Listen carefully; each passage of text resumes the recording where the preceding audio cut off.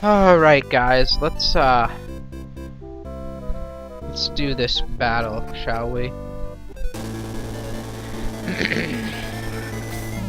Lowly worms, I shall crush you beneath my heel.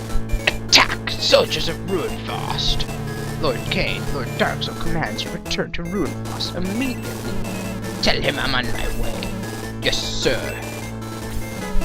A shame I can't stay to watch you meet your doom. My troops can handle the likes of you. Alright. Oh, sweet. We get to go first? How awesome. Hans and his speed dominates once again.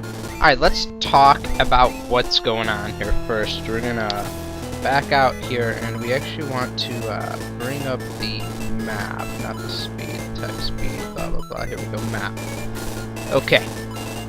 Yes, this is our map where obviously the flashing green, all the flashing red is the enemies.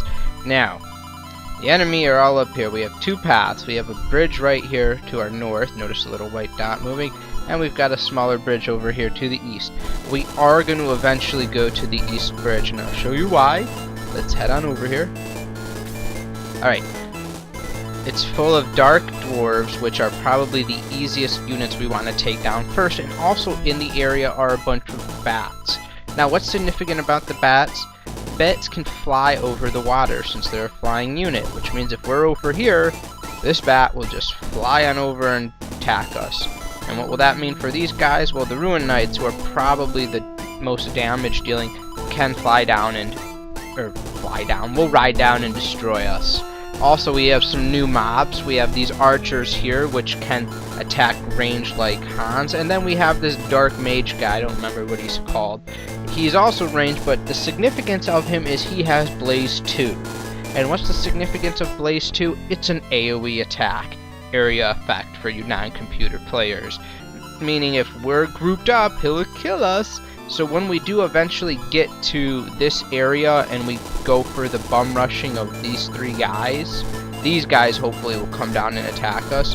We want to stay spread out and kill them. For these guys, we'll want to stay back and have them come to us. Now, I like how the treasure chest is back.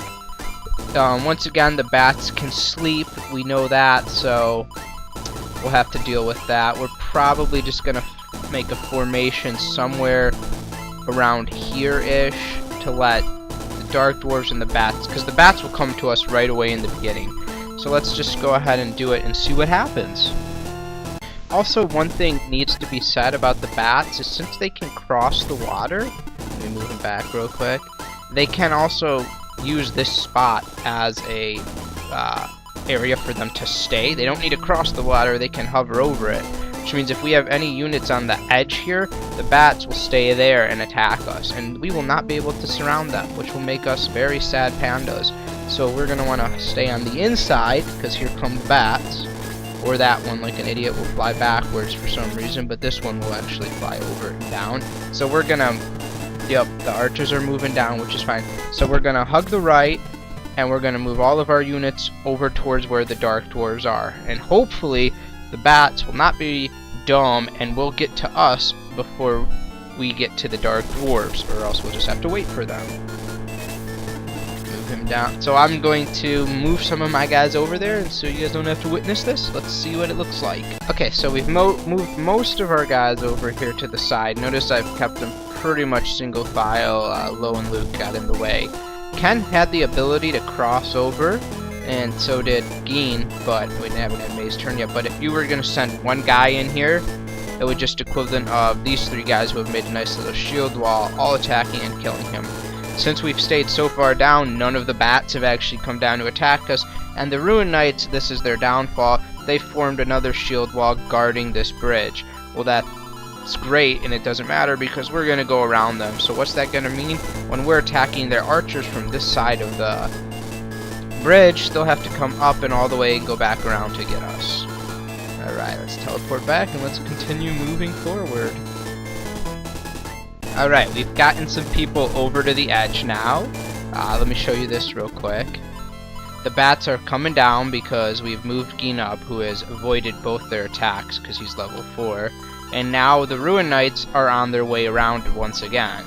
So they would have come straight down for us, but now since they know we're going to the side, they're going to come on and actually try to get us, which is fine, because we should hopefully be able to take these guys down before they get here. That's the whole idea of this strategy I came up with, is to eliminate the right side before the backup gets here. We'll see how well it works. Let's just keep in Ken's attack, see if he's not useless. Yeah, good spear, good spear. Level up? No, you're worthless. Okay, next. Alright, Ging's level 5. At level 4, he's basically one-shotting these guys. He did like 10 damage, and if he got a crit, it was an instant hit. And if he got double attack, they were dead as well. So he's pretty much just been dodging. Oh, thank God she woke up. What does that mean? Nothing, really, because she'll probably still die. Oh, but I can...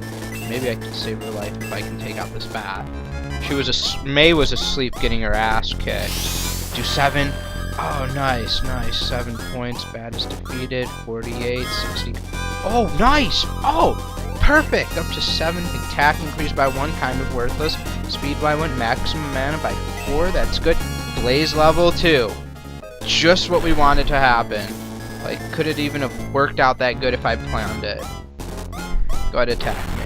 Oh, it actually hit me. Ooh, 1 point of damage. But remember, even though it did 1 point of damage, those guys are still deadly, because that could have put me to sleep, which would have in turn screwed me. And we see the Ruin Knights have adjusted their shield wall to the right side. Okay. Back to the battle. Yay, May killed a bat, and she's up to level 3 with 1 attack power and 1 defense and 1 speed.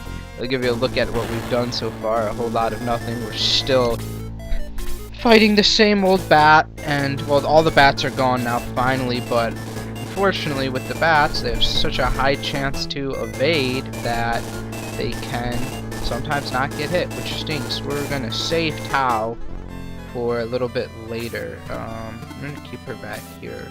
That way, later on, she can use Blaze to AoE, and we have worthless Gong over here for right now, just doing 1 damage every time on this thing. Yeah, after 12 turns, he'll get him dead. Boom, shoot himself in the head. The guy will only attack Geen. And also, we've left the spot next to Geen open to get a healer in there and heal him up. So, once again, let's let the game progress.